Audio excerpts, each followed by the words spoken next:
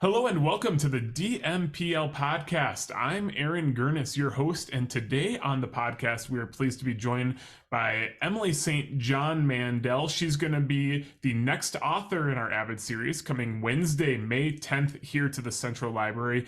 Emily, how are you doing today? I'm doing great. Thanks for having me on your podcast. Yeah, thanks for joining us. We're very excited to have you come here in Des Moines. I know the paperback is out for Sea of Tranquility right now.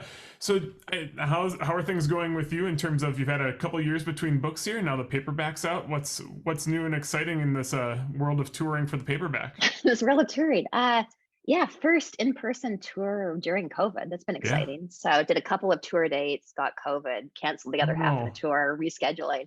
I'm fine. It was really mild. But yeah, that felt very art imitating life, in the context of the Sea of Tranquility tour, Yes, which yes. does have a little bit of pandemic content in it. Not a lot, but a bit. Yeah. Sea of Tranquility, I think one of the things that it's probably most known for, it deals maybe, I would say, the hardest science fiction that you've written so far. And, Yeah, I think you're that's fair to talking say. about, yeah, you're talking about time travel. It's a big, broad book that covers centuries. You have simulation hypothesis in there as well. And I am curious about the simulation hypothesis because I feel like that's something I know that it was presented by a philosopher, Nick Bostrom, in 2003. And really, it's been on and off kind of in society for a little bit. The Matrix kind of presents a simulation hypothesis prior to even Bostrom philosophizing about it. But in a lot of ways, it's gained traction, I feel like, in the last 5-ish years or so, maybe relating to COVID. Maybe not. I'm going to ask you about that actually, but Sure. I mean, I know Dax Shepard's Armchair Expert podcast, which is probably one of the bigger, more popular podcasts in America. They talk about it quite a bit too, and it's just kind of out there in the media right now. So, why did you want to write about the simulation hypothesis? And actually, you can explain what it is as well for people that don't know. And why do you think it's gotten so much traction in society recently? Yeah, sure. So yeah, for anybody who hasn't heard the term, the simulation hypothesis is what it sounds like. It's this idea that maybe all of reality is a simulation. And what I love about it is you can find very intelligent people who will convincingly argue either side of that argument. I myself have no idea. I don't know if we're living in a simulation or not. I'm not sure if it matters, which I can get into as well. The reason why it makes an appearance in Sea of Tranquility is Sea of Tranquility has a time travel element. And let me just back up a little bit. I started writing Sea of Tranquility in March 2020 in New York City, which was, oh my God, that was an apocalyptic month. Those few months there were terrible in the city. And I remember this feeling like, you know what, everything's horrible. The pandemic hit us really hard around that time. I had this Especially in New York feeling. City. Like, Yeah, we were the yes, yeah, epicenter at that time, yeah. and there was a lot of death. Um, and I had just had this feeling back then that, you know what, everything's kind of awful. I'm just going to write a fun book that I've kind of always wanted to write. I've always really enjoyed time travel narratives, and I wanted to write a time travel book. But the problem with time travel stories is they kind of fall apart in 5 minutes. Like, if you think about it at all, it doesn't really work, which is to say, if I step out of this interview into a time machine and then it takes me back to 1910, was I not always going to step into the time machine and back to 1910 in the kind of infinite loop? Wouldn't you assume that any time travel or even appearing in another timeline would completely break history? It doesn't take much to break all of history as we know it. So the narratives, generally speaking, they don't really work. There's a lot of suspension of disbelief. So I thought, well, maybe an elegant way around that problem would be to layer on this whole other element of weirdness, which was the simulation hypothesis. So, I have a character in the year 2401 standing next to a time machine saying, we don't really understand why time travel works. We don't really get why the timeline seems to repair itself every time a traveler goes back and changes something. We think the way it repairs itself and the fact that this technology works at all might be evidence that there's something else going on. Perhaps we're living in a simulation. So for me, it was just a way to solve a technical problem with time travel stories. Oh, and then the second part of your question, Yeah. like why they're popular now. Yeah, I've got theories. This is a bad timeline. I'm just going to say that. Like, where the last 3 years have been rough on everybody. Our country is fractured politically in a way that I'm not sure we can easily come back from. And it does often feel like this is a very dark time. And I think there's a kind of possibly subconscious longing for just a different timeline. What other permutations of reality might there be? Um, how else could history have played out? So I think that's a big part of it. And then I also think that some of the more recent time travel stories might come down to an element of escapism. Where, for me personally, lockdown in New York City in March 2020, I do remember this feeling of, I want to write something that's set as far away from my apartment as humanly possible. Like anywhere on Earth is too close. Could we go to the moon?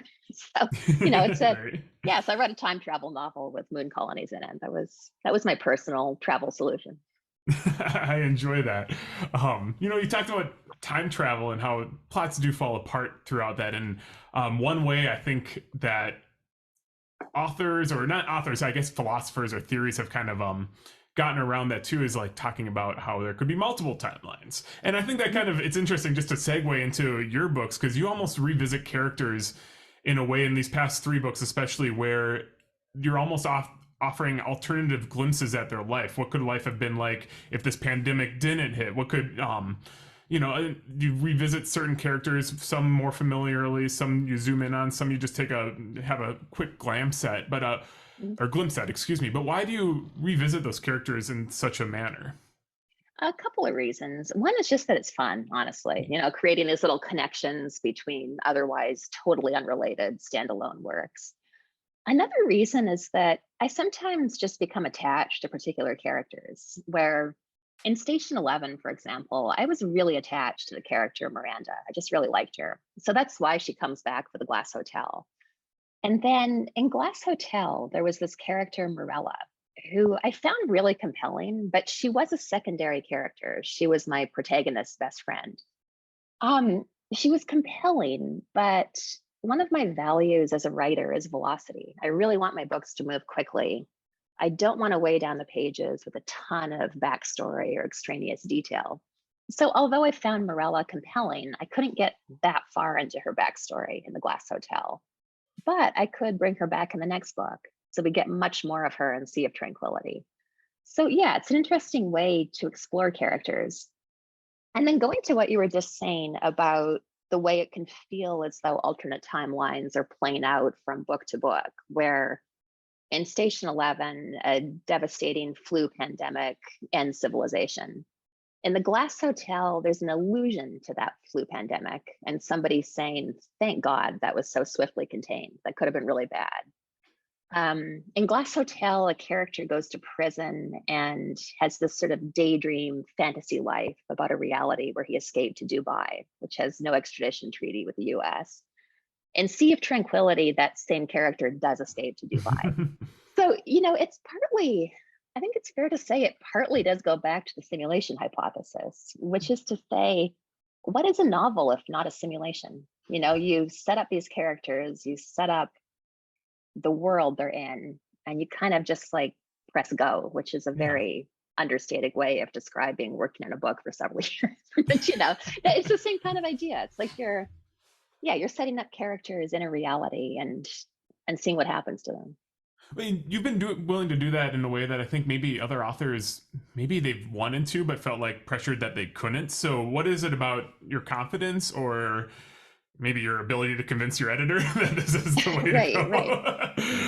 Right. Yeah, I just am curious about you. Like, I feel like that's not probably a uncommon thing for maybe an author to want to revisit something, but they feel like this need to go on, and you've been able to like just really dig in. I think that's really interesting, and I don't know if you think that says anything about you and the world that you've created. Um, I mean, there is an element of play for me, which is Yeah. not to understate how hard it is to write a novel. Like that is a grind. I love it, but it's a grind. Um, I love, yeah, I love revisiting characters and just kind of playing with different ideas of what might have happened with them. I also want to be really transparent about a level of privilege that I think I probably enjoy from having had a best-selling novel, which is to say Station 11. I don't know if that book hadn't been so successful for my publishing house. I don't know if I would have had pushback Mhm. from my publishers about, trying to do something different. I will say everybody who's published me, from Unbridled Books, which is a very small press with whom I started at the beginning of my career, to Knopf now. Um, I've never I've never been asked to write something different than the book that I presented to them. And I've always been really grateful for that. I've always been very intensely edited, which is to say, Mhm. like, my editorial notes are epic and they're sometimes hard, but they make the book way better. So, my editors are on it and they always have been. But I've never really experienced what I would refer to as creative control. No one's ever said to me, could you actually write A instead of B? And I'm grateful for that. I want to talk about those earlier books too. I mean, your career has really been, I feel like, in a way, defined by these last three books. Obviously, Station Yeah. 11 was just a smash hit even before it kind of made real life feel kind of intruded and made it even, kind of made people, I guess, relate to it more is the best way to put it. But I mean, you have these science fiction or fiction esque novels in these last three books, but before that, you're writing different genres as well. I mean, the Lola Quartet is almost like pure noir. You got a Yeah. crime novel and Singer's Gun, and then you Hmm. kind of play with like road trip type elements in Last Night in Montreal, as well as like a two timeline back and forth. I guess looking back at those books, what do you like about them, or what do you think, or how did they shape your career to bring you to that point where I guess it's kind of it's kind of a before and after publishing Station 11 in a lot Yeah. of ways. Absolutely. Yeah. That's been a before and after in my life as well as my career. It's funny. My books can absolutely be categorized as different genres. All of them are more than one genre. Yeah. Like, if we, as a working definition, if we say that literary fiction is fiction with an emphasis on character development and prose style, then all six books are literary fiction. But, like, yeah, the Lola Quartet is literary fiction and noir. Sea of Tranquility is literary fiction and noir and sci-fi. So there's always, or it's kind of like multi-hyphenate books. I've always been really interested in character development. I think that I perceived that as a weakness when I was first starting out as a writer. So it was something that I focused on in a very intense way. Like, look, I've got to get better at this. And I think that is the thing that has driven all six projects of all six novels. Just trying to make the people feel really real and having a genuine interest in what happens to them. And usually I have a real sympathy for them, even the villains. Not always, but usually. Yeah, I think that is the thing that unites all the projects, just a deep interest in people and how they interact, and interest in group dynamics, which is something that comes up over and over again.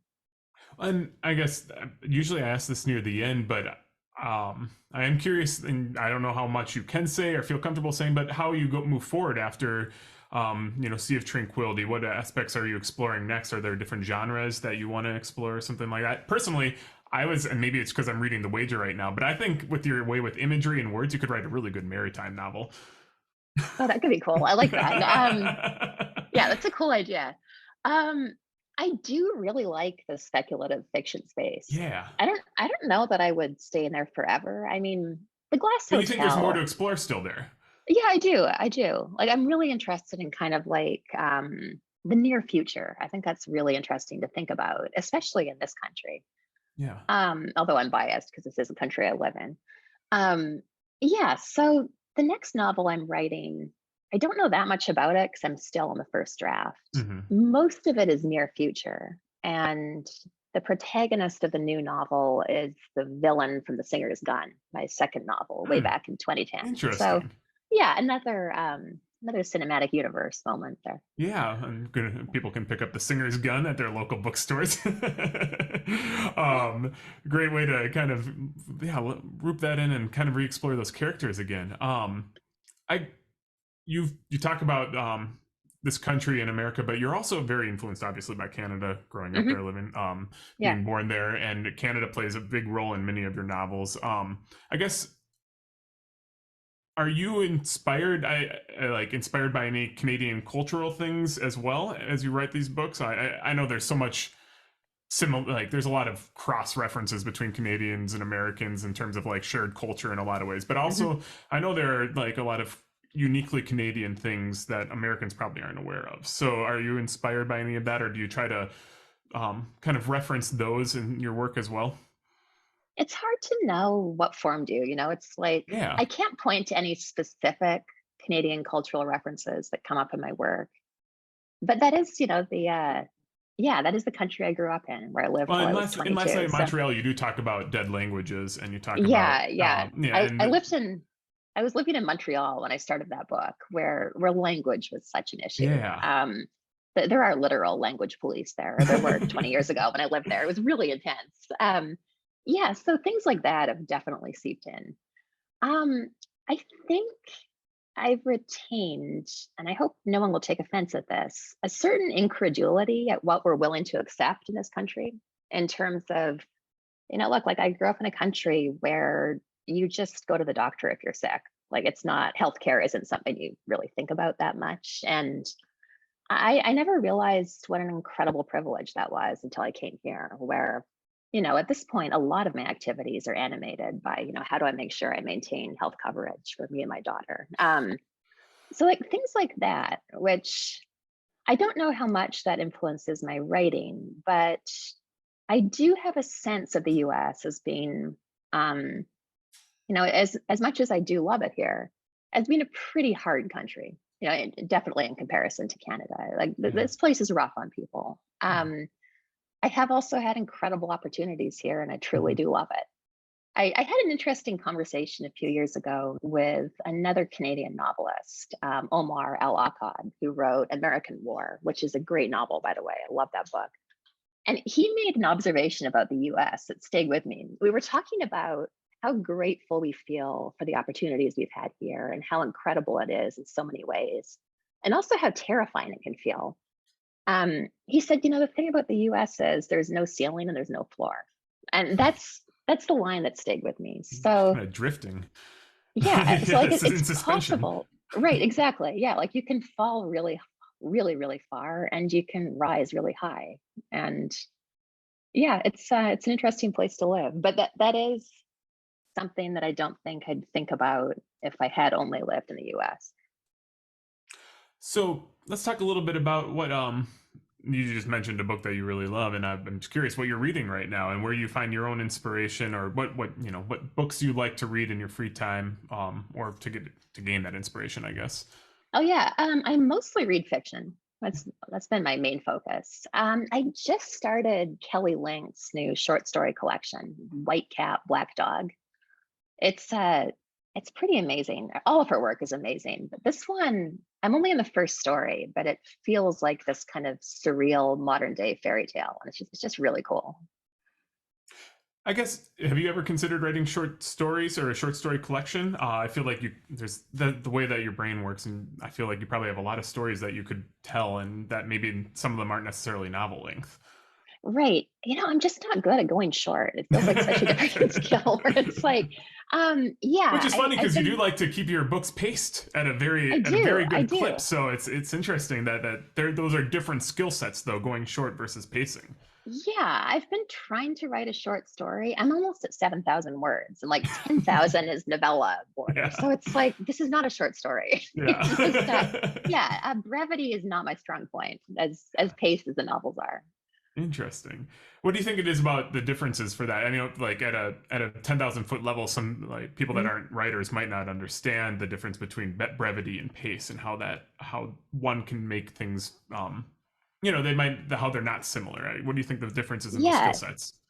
I like that question. That's cool. I think the very best short story writers, and just to give a shout out to a couple of my favorites, I really love Lauren Groff and Laura Vandenberg's work. I think they're both pretty extraordinary.